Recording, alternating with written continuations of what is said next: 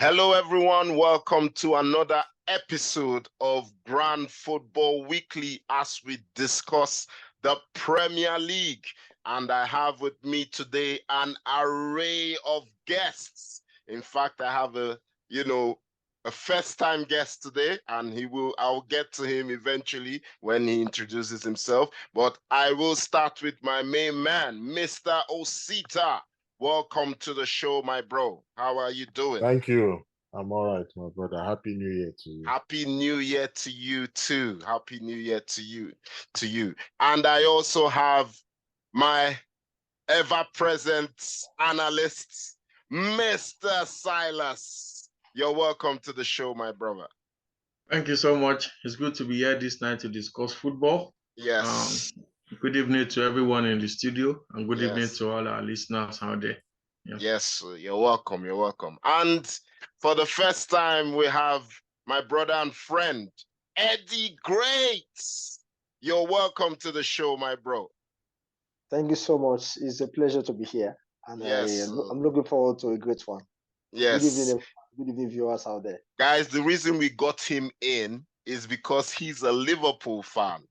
And, the way Liverpool are going these days, we needed to have some insight on what's going on with their team. So we'll come to him eventually. But what we have today to discuss is game week 18, where the games were played and obviously the results are in. And obviously they've started game week 19 straight away. But before we go into that, I will tell you all the results, and then we'll pick one or two of those games to discuss, so we don't spend too much time talking about one and not talk about all the results. So for game week 18, West Ham played Brentford, and West Ham lost at home to Brentford 2-0. Liverpool played Leicester at home, and they beat Leicester 2-1. Wolverhampton Wanderers played Man United, and Man United went away with an away win. And Bournemouth played Crystal Palace, and Crystal Palace won 2-0 away from home as well. Fulham played Southampton, and Fulham beat Southampton 2-1. Man City versus Everton, that one finished in a draw, 1-1. Newcastle also played Leeds, and that one finished as well in a draw, 0-0. And Brighton Hove Albion played Arsenal, and Arsenal were away winners, winning 4-2 on that one. And Tottenham played Aston Villa, another away win for Aston Villa against Tottenham. And the final game was Nottingham Forest playing Chelsea, and Chelsea drawing with Nottingham Forest, 1-1. So, guys, we're going to pick it up.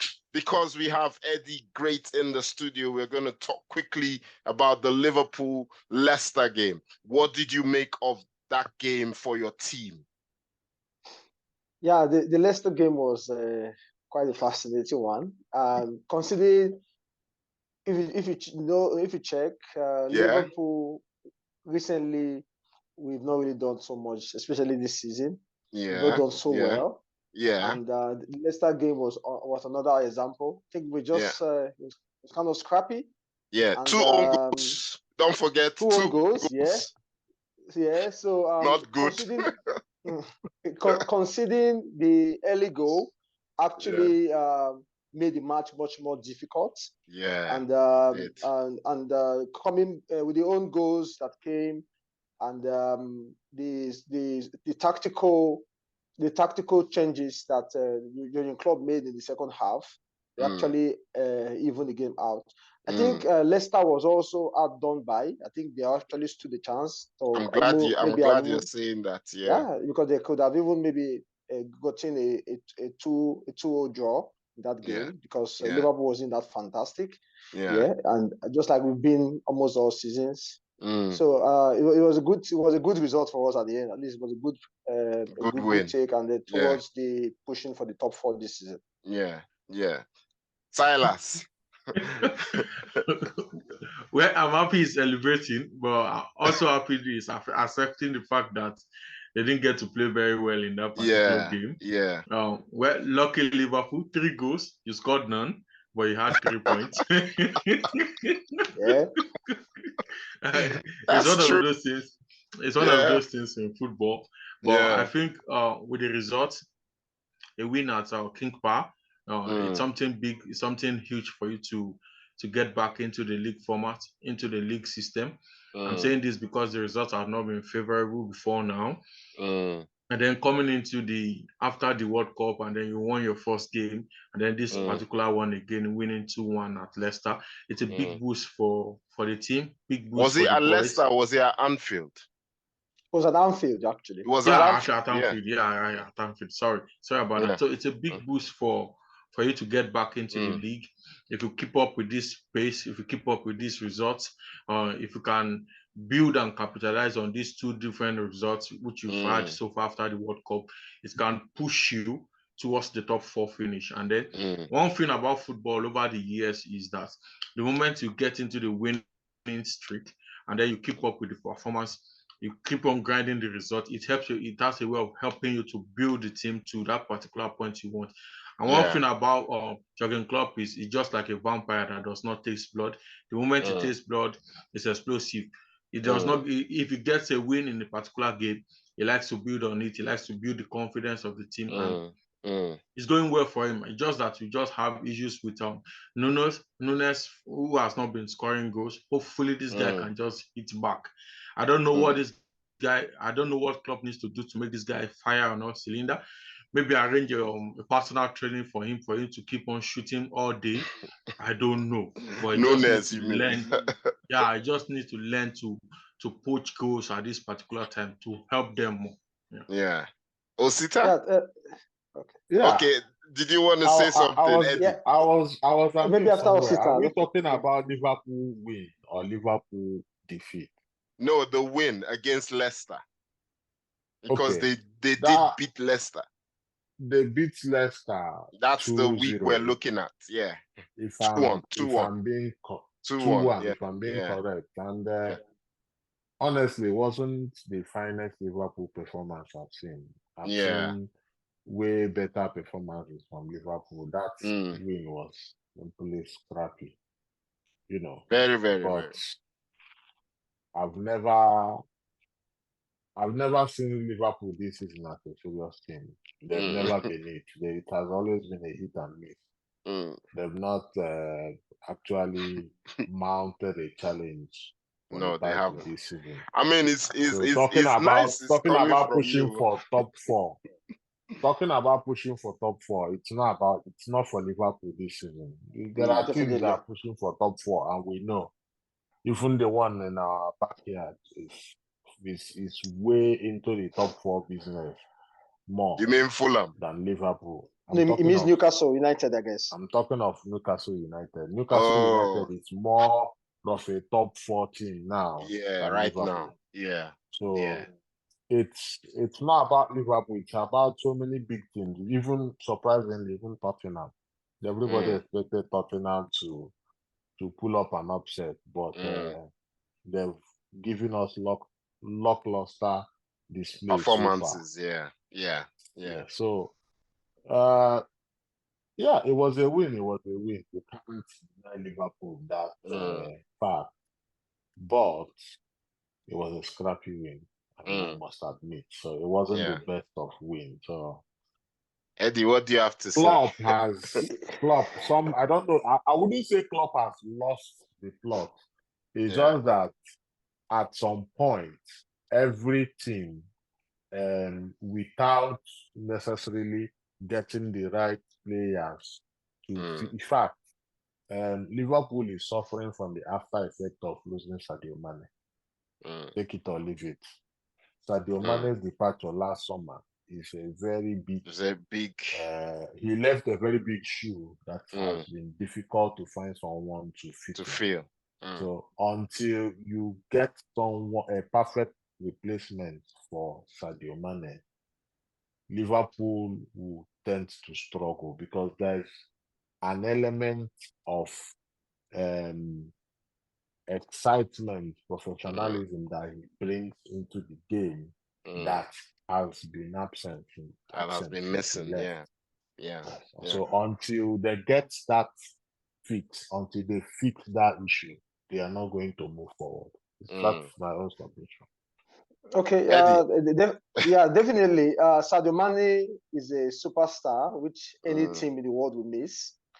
Personally, as a Liverpool fan, I know we do miss Sadio Mane, but I don't think Sadio Mane's absence is the reason why Liverpool has been lackluster this season. It just, I think maybe contribute maybe just 10% if you ask me. The major challenge Liverpool has had this season is in the midfield. Liverpool Football Club have not is aging. Yeah, it has aged tremendously. Imagine having James Mina, Jordan Henderson, and Thiago Alcantara. They are all over 30. Yeah, but you had those same crop of midfielders last season. Yeah, and the difference was Sadio Mane. So if you say Sadio Mane's absence is only 10%, which means you're undermining his effect in Liverpool football. In fact, don't get it twisted. Liverpool football in the last 4 or 5 years were centered around Sadio Mane. Anytime, in fact, it was centered around 2 players, Sadio Mane and Virgil van Dijk. Take these 2 out of the equation, and you have an unbalanced team. Mohamed Salah is a superstar, but Mohamed Salah doesn't have that influence. He's not as influential as Sadio Mane. You don't even understand. Sometimes I just need us to sometimes go back to games. Look at Liverpool games in the past, where compare the games where Sadio Mane was present and the ones he was absent. The difference is as clear as night and day. You can't begin to compare the two. And for a Liverpool fan to say Sadio Mane is only 10% of the problem, which means you're completely undermining that footballer. But I don't agree with that. I'm sorry. He is a major.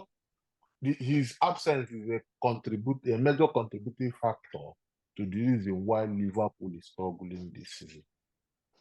Okay, let's hear what Eddie has to say first, then we can argue more. in as much as I would love to agree with your point in terms of Sadio Mane's influence, I agree on that part. But I still believe that even though those midfielders that you mentioned were the midfielders we had last season, where we we're competing on 4 fronts last season. The challenge Liverpool is having now, because that midfield is aging, so the competitions that we had last season is actually telling on them, because they are old. The amount of games they played. The amount of games, there's no club that has played the amount of games Liverpool played last season in the history of the Premier League before last season. So those guys, they competed in so many, they had so many games to play last season, that the after effect is still affecting them. Liverpool, I don't agree with you, sir. I don't agree with you, sir. Chelsea, for instance, played more games last season compared to Liverpool. No, they didn't. They didn't. Really? Liverpool got to the remember, finals of the League Cup. They go to the finals of the Champions League. They go to the finals of the FA Cup. And the league, they took the league to the last day, and they lost it on the last day of the season. Chelsea got to the final of the League Cup. Chelsea got to the final of the FA Cup. Chelsea played the Super Cup. Chelsea played Club World Cup in one season. So you can't tell me it's the number of games. Yeah, so that's what is happening. Let us just conclude now that's what is happening to both teams. You can see because Chelsea and Liverpool are struggling this season. And if you have to look at the tactics, Mr. Silas, do you agree? If I look at the tactics that both teams uses, club football is usually about aggression. It's always that genge pressing. Club football is high pressure. And the midfielders we currently have, they don't have that leg. Imagine since Wijnaldum left, Liverpool have not replaced Wijnaldum. What Wijnaldum used to do for Liverpool and a peak Firmino, there's no player that is doing that at the moment. Salah, Mane is definitely is a miss, but it's not. We don't miss Mane as much as what Wijnaldum. Without Jojo Wijnaldum, Liverpool made it to 3 finals and won 2 of the 3 finals. But from the moment Sadio Mane switched off in the Champions League final against Madrid, Liverpool's problems started. If you watch that game, immediately Sadio Mane switched off, the game turned. Because in the first half, even Madrid was finding it difficult to penetrate because they could not cope with the level of attack. But the point when Sadio Mane decided enough is enough, that was the end of the story. The fact that a Liverpool fan is failing to admit the fact that the problem with Liverpool is their inability to replace Sadio Mane. It's not just that, though. I agree with Eddie. It's not just. It's not about Sadio Mane. Like for example, now let's also forget that Luis Diaz is injured. Yeah, he's injured. Which also plays that Sadio Mane. And Nunes is misfiring. And Diego Jota is injured, which also plays for the Mane's position. Nunes, I believe Nunes will come good. I think the most difficult part for an attacker, for a striker, is to position yourself in the right place, which Nunes is doing so well. I'm not trying to compare Nunes to Suarez. Suarez is a different player of his own. But I also remember vividly when Suarez newly joined Liverpool, Suarez was misfiring, if you remember. Suarez can have maybe 5 chances, he will convert 1. Until Brendan Rodgers came and was able to work on his finishing part and everything. I believe also for that part, I know Nunes will come good. So for Liverpool generally, I know that our midfield, if we have more legs in that midfield, I know it will go a long way in adding more pressure. And I believe that the purchase of Cody Gakpo, though is not a midfielder per se, but he can play as in the number 10 role, and he can play as an 8. So I believe he can also have some added bites to that midfield. That's the challenge. You see the way Liverpool played against Leicester. See what Ndidi, Telemans, and the other guys. They were more or less bullying Liverpool. They were bullying Liverpool midfielders. There's no physicalities. Club's formation always there's an aspect of physicality usually in the club's formation. Yes, he has been in Liverpool, but this season it has not really been there at all. Okay, let it not be that we'll spend the whole time talking about Liverpool. So we'll move on and we'll come back to Liverpool again. So we'll talk about another team that, that week was a shock. Man City versus Everton. They drew 1-1. And obviously, everyone expected Man City to win. So it was a bit of a shock. Which of the game weeks are we looking at? If we are looking at game week 18. That's what I said. I said then. Okay, so Everton, Man City's game versus Everton was their last game. The next game is against you guys, against Chelsea. Remember? Okay, Do you know where I'm still? Do you know what is confusing me? Yeah, I get your point. Yesterday. Yeah, Liverpool played yesterday. I'm forgetting that is game week 19. Yeah, it is game week 19, not 18. No, we're not looking at the games. In fact, as we are speaking, as we are recording now, there's games going on, but we're not looking at those games. We're looking at the games before that, because we have another recording for these games. So I don't want to mix them up, if you know what I mean. Yeah. So that's the game we're looking at, where Man City drew against Everton. Yeah. The one thing about Everton is a hit and miss team. Everton is one team very true. When you will expect them to perform, they will disappoint. And when you don't give them a chance, they will pull out a surprise. Yeah. For instance, the type of survival mode they entered towards the end of last season, took everyone by storm. It was really very commendable. People wrote them off that, in fact, they are relegation material. You understand? A team that could not opt their game with such a world-class coach as Carlo Ancelotti. Yeah. So it's already a write-off, just the way Tottenham is heading towards that type of write-off. Yeah. So because I believe if Tottenham cannot perform under Antonio Conte, if you give Tottenham Guardiola, they will not perform. It's as simple as that. So Everton has shown us that it's not about the coach. It's about the team. It's their own individual. It's about the team. It's about the football culture. It's about their own ideology about football. So, getting a point against Man City to me wasn't a surprise. They can do it to any team. In fact, they have one of the best home records against Chelsea. Yeah. Compared to even the big six, your Liverpools, your Arsenals, your Man United, your Man Cities. They have a very good home record against a team like Chelsea. It doesn't make them a surprise. It doesn't make them, a wonderful team. It just shows you how bang average they can be, and how sometimes their averageness can just cause upset for teams. And imagine, I believe a team like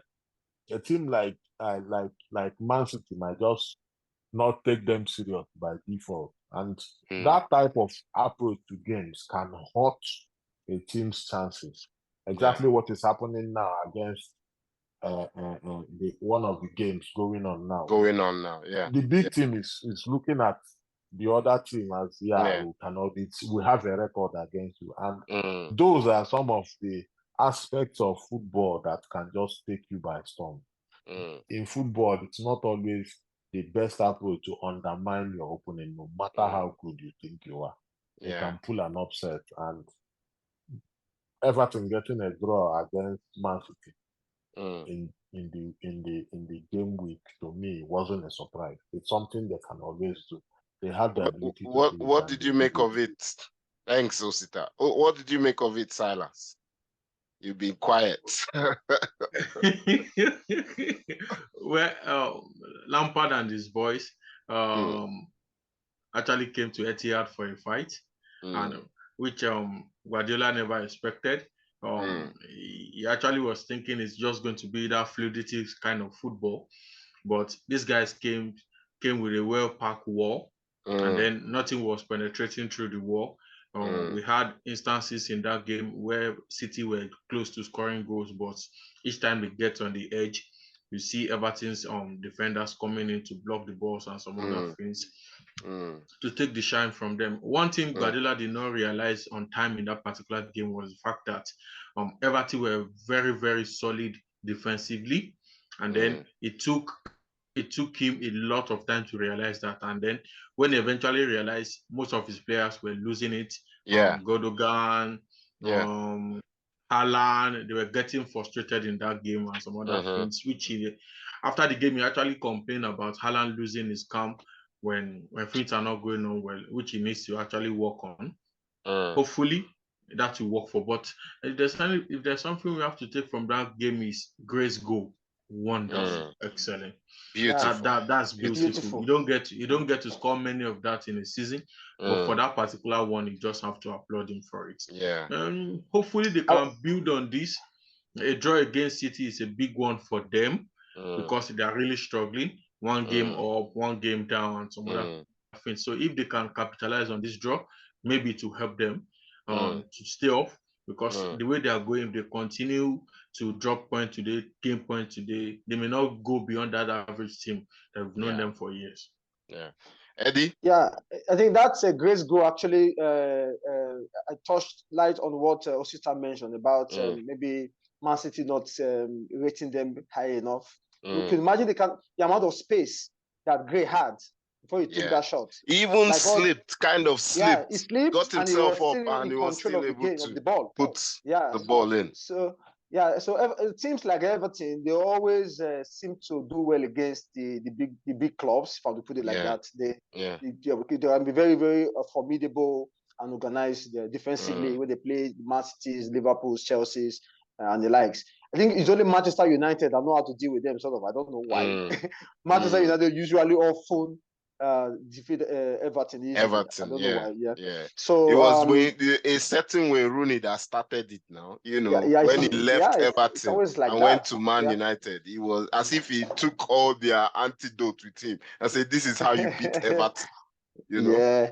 So I think the challenge Everton we have, and I believe they will still struggle with relegation this season when they play with sides that are similar standing with them on the table. They tend to struggle.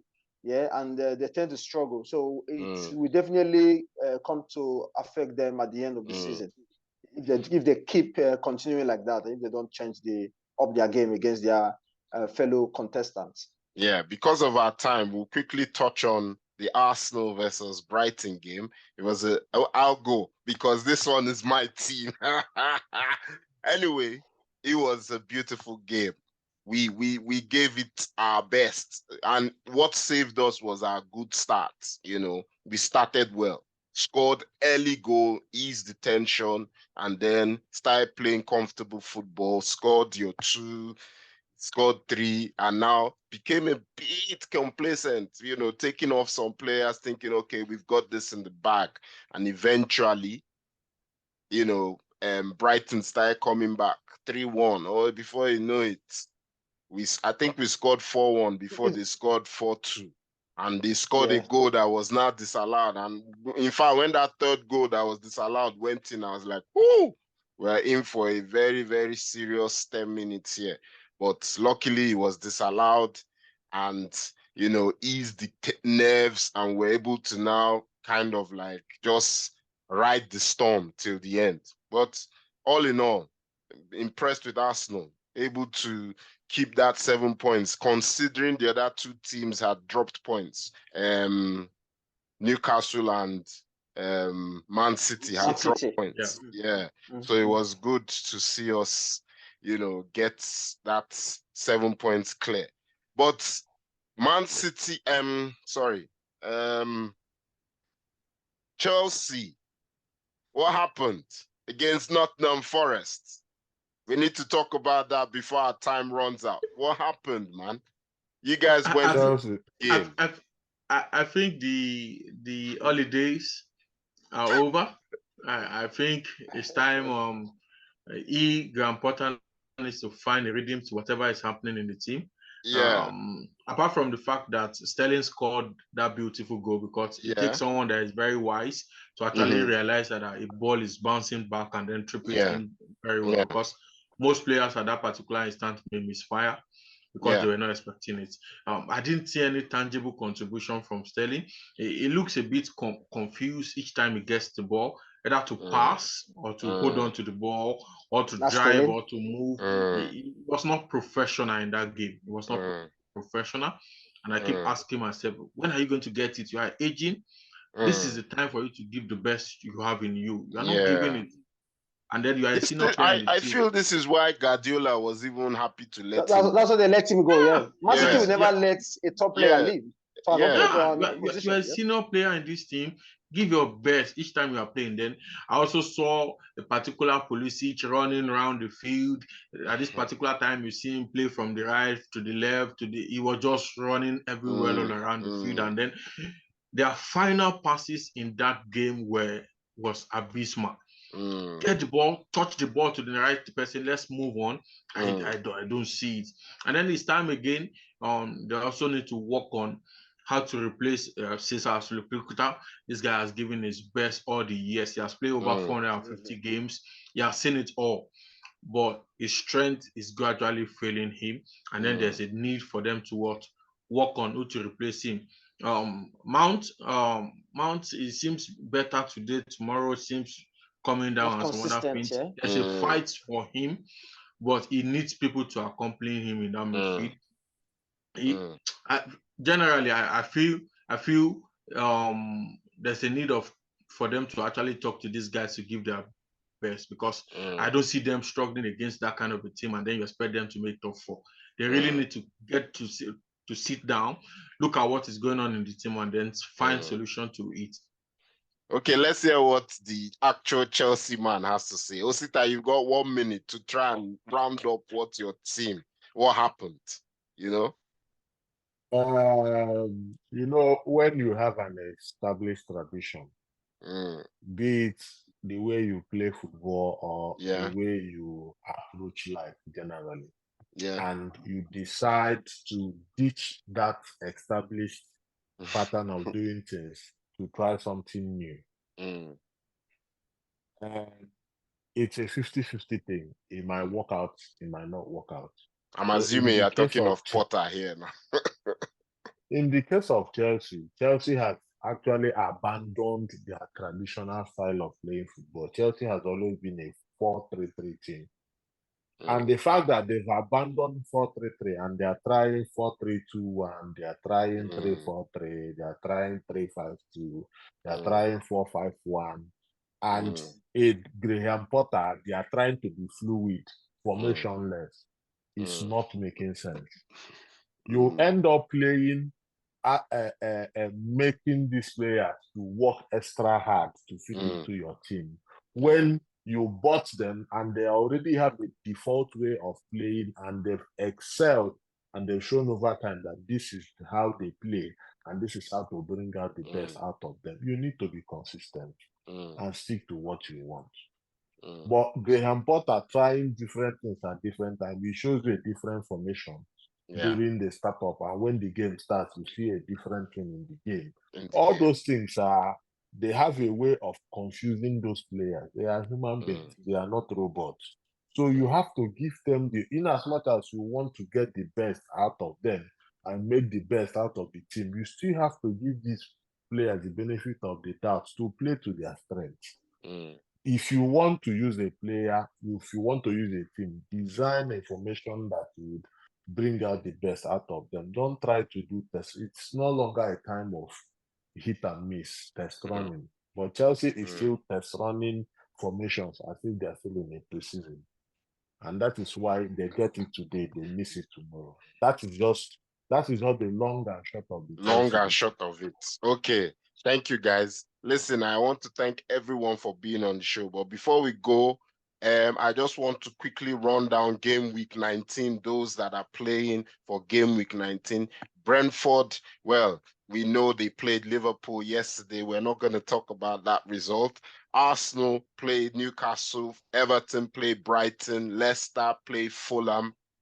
Man United played Bournemouth. Southampton played Nottingham Forest. Leeds play West Ham. Aston Villa play Wolves.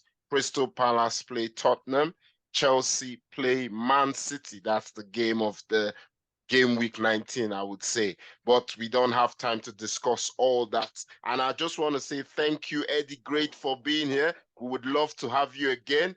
Osita, definitely. as always, thank you.